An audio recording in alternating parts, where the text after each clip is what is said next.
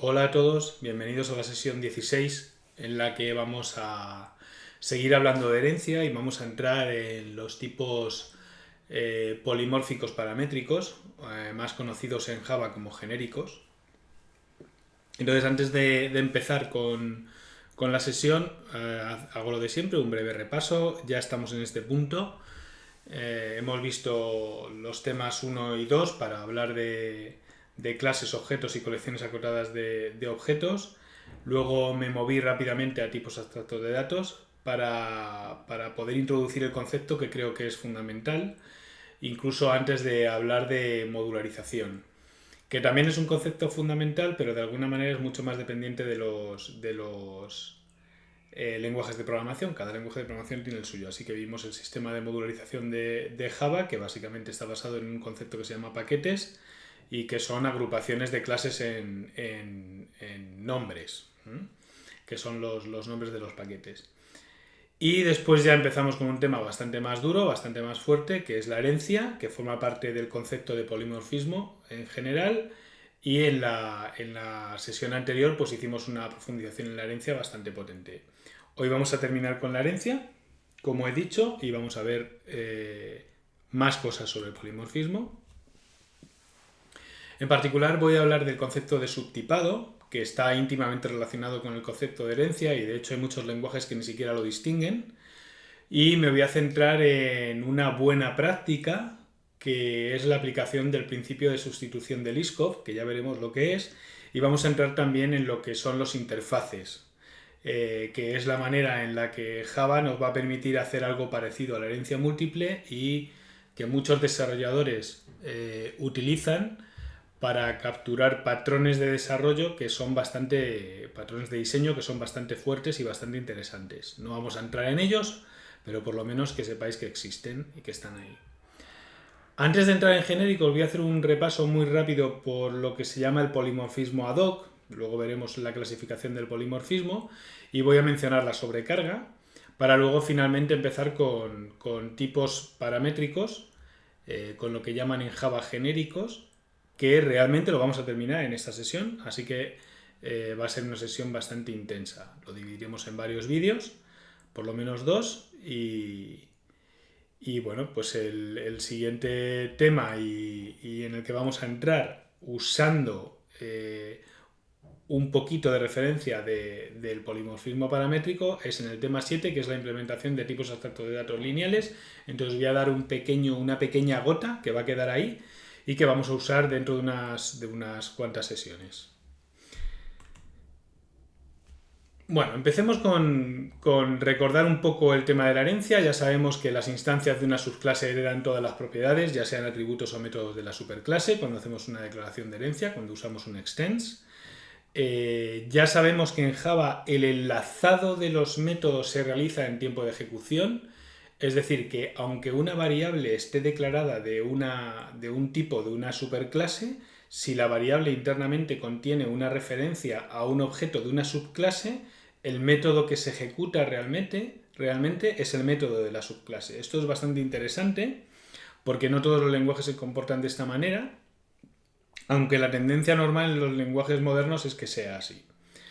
Esto tiene un montón de implicaciones desde el punto de vista conceptual y por eso, bueno, pues he señalado ahí, por si acaso alguien quiere acabar buscando, es que Java es un lenguaje que tiene dispatching dinámico, que se llama, o binding dinámico, y que lo podéis comparar con el binding estático, en el que el método que se acaba ejecutando es el método que el compilador puede asegurar que va a ejecutar y suele ser el método de la clase con la que está declarada la variable. Luego recordad que la herencia se puede usar fatalmente, así que siempre tenéis que tener un poquito de cuidado a la hora de usarlo y te ofrece un gran poder porque te ofrece la posibilidad de hacer un montón de reuso de código, pero también es verdad que puedes introducir bastante acoplamiento entre las clases y eso no es una gran idea. Así que hay que manejarlo con cierto cuidado. Y para eso nos van a ayudar algunos principios que vamos a ver en la clase de hoy.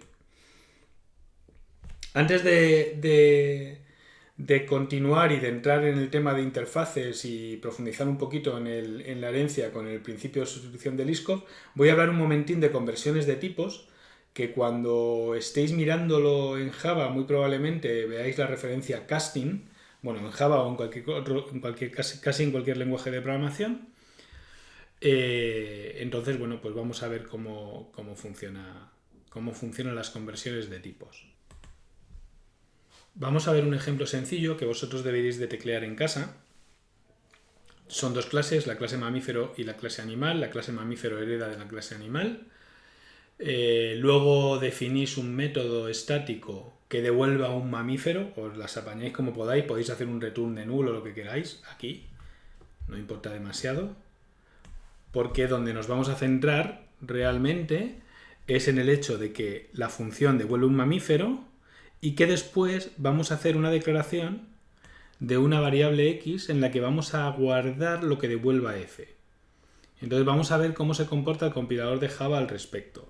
En principio, con todo lo que hemos aprendido, lo que debería pasar es que Java nos dijera que está todo bien, porque en una variable de tipo animal debería de poder guardar un objeto que sea de una clase que herede de animal, porque también es un animal. Entonces, en este caso, no debería haber ningún problema y efectivamente Java va a compilar y no va a quejarse absolutamente de nada.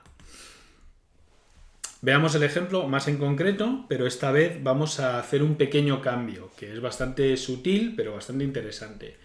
Seguimos teniendo las dos clases, pero ahora el método f, en vez de devolver un mamífero, lo que va a hacer es devolver un animal. Realmente va a devolver un mamífero, pero en la declaración solo decimos que va a devolver un animal. Y ahora intentamos asignarle lo que devuelve f, que es un animal, en una variable que está declarada del tipo mamífero. Aquí la clave de este análisis está en esto y en esto. No prestéis mucha más atención a otras cosas. Es decir, el método f devuelve un animal, la variable x es de tipo mamífero y yo quiero guardar lo que devuelve f, que es un animal, en una variable de tipo mamífero. Eso, de acuerdo a las reglas de herencia, no debería de estar permitido. Deberíamos de tener un problema. ¿Por qué? Porque yo no sé si cualquier animal es un mamífero y por lo tanto no estoy seguro de poder guardar en la variable x lo que me devuelva la función f. Es verdad que justo en este ejemplo yo sé que es un mamífero, pero ahora veremos que las cosas no son tan evidentes. Entonces, si yo hago esto, lo que va a hacer Java es que no va a compilar, lo cual está muy bien porque nos está protegiendo. Entonces, vamos a dar un pasito más.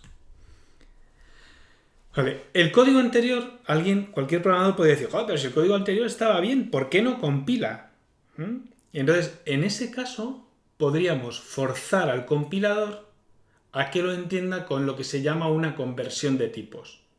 En inglés se suele usar el término casting, typecasting o type coercion, conversión de tipos.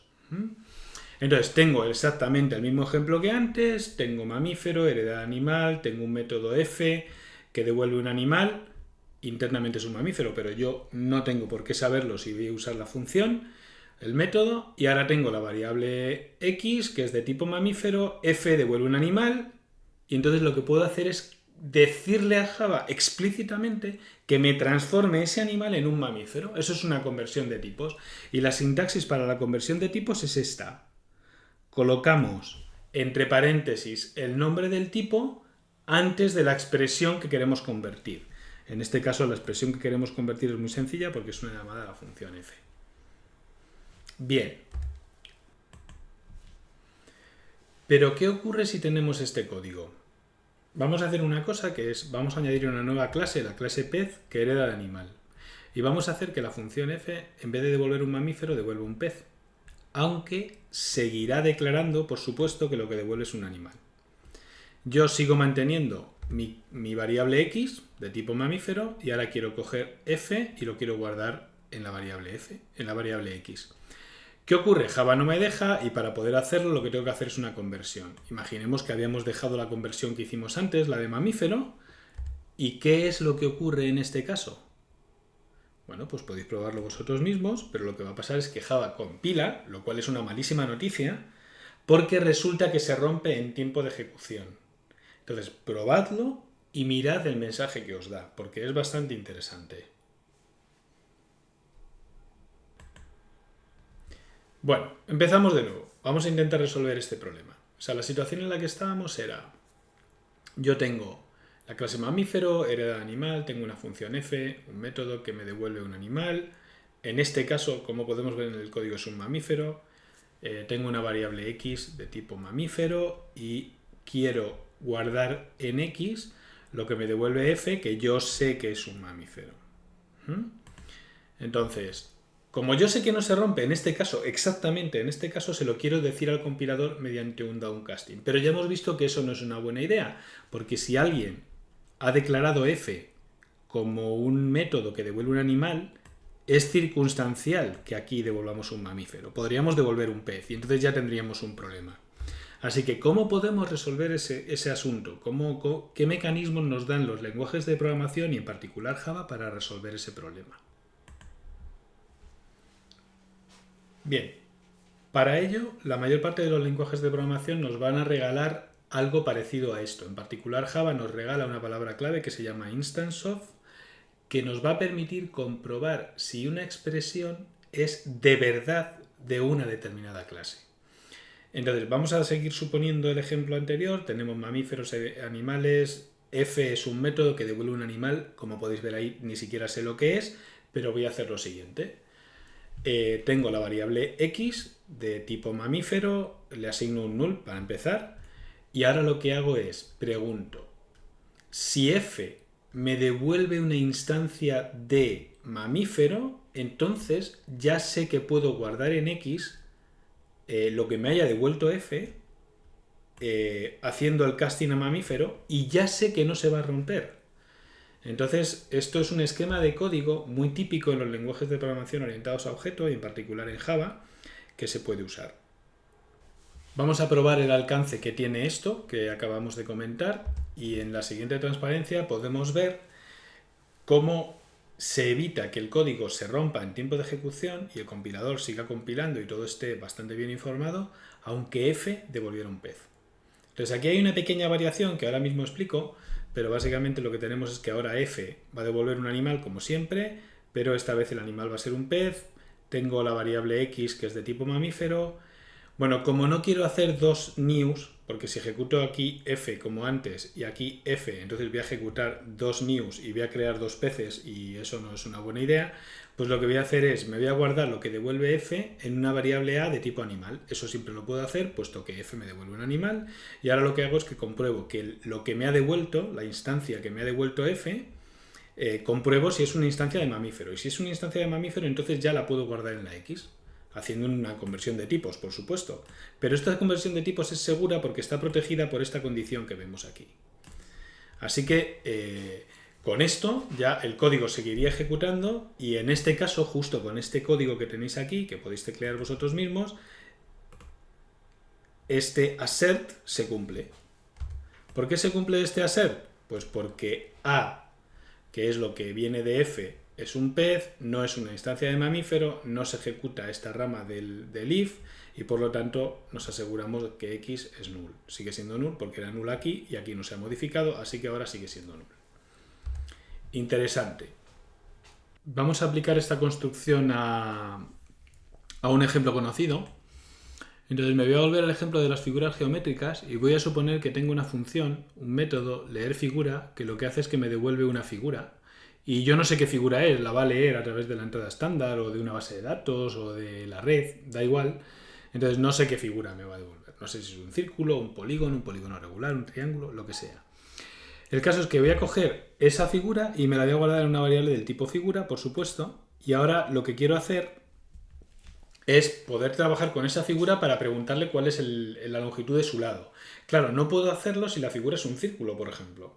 Así que lo que voy a hacer es voy a usar instance of para comprobar que de verdad la figura es un polígono regular. Entonces, una vez que tengo y sé que la figura es un polígono regular, lo que quiero hacer es esto de aquí. ¿Qué ocurre? Que para poder hacer esto no lo puedo hacer sobre fig, porque fig es una figura y las figuras no tienen lado como método. Así que antes de dar ese paso, lo que voy a tener que hacer es convertir fig a un polígono regular. Entonces hago una conversión de tipos, un downcasting, porque lo que tengo es que estoy bajando en la jerarquía de herencia de la figura a un polígono regular para poder invocar el punto lado. Y una vez que tengo esto, pues ya puedo hacer esa llamada y ya puedo calcular su lado. Si no es un polígono regular, pues no sé, lo que hay aquí pues se harán otras cosas, lo que sea. Así que este es un buen ejemplo de aplicación de un instance of y es un código bastante común que vais a poder encontrar en otras soluciones. Muy bien. ¿Qué vamos a hacer ahora? Vamos a trabajar en el siguiente vídeo. Voy a dividir este vídeo por lo menos esta sesión por lo menos en 3 vídeos y en el siguiente voy a hablar de lo que se llama herencia de interfaz. Así que aquí os dejo.